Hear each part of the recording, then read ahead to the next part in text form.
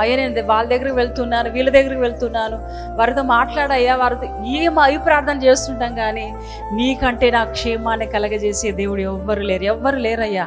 మీరు మాత్రమే నా క్షేమాన్ని కలగజేస్తారు.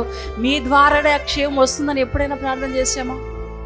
హల్లెలూయా. ప్రియ దేవుని బిడ్డ, ప్రియ సంగమా, ప్రభు మాట్లాడుతున్న ప్రియ, ఒక వ్యక్తి క్షేమంగా ఉండాలి, ఒక వ్యక్తి అద్భుతంగా ఉండాలి, దేవుని యొక్క భయం చేత లేకపోతే దేవుని యొక్క ఆశీర్వాదాలు పొందుకొని ఉండాలంటే అది కేవలం దేవుని దగ్గర నుంచి మాత్రమే ప్రియదేవుడు.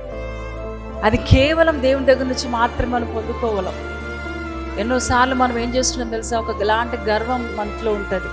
నేను వారానికి 3 సార్లు ప్రార్థనకు వెళ్తున్నాను, సహవాసానికి వెళ్తున్నాను, పరిచర్యలో ఉన్నాను, అన్ని చేస్తున్నాను, ఖచ్చితంగా నాకు ఇస్తాడు దేవుడు, ఖచ్చితంగా నాకు క్షేమే ఉంటే అనుకోద్దు. పొరపాటు ప్రియదేవుని బిడ్డ. కొన్నిసార్లు అన్ని దేవుని కొరకు చేస్తున్నా నీలో ఏదో ఒక కొదవ, నీలో ఏదో ఒక బలహీనత ఉంటుంది. అందుకే మనం ఏం చేయాలి? సరి చేసుకోవాలి దేవుని సన్నిధిలో.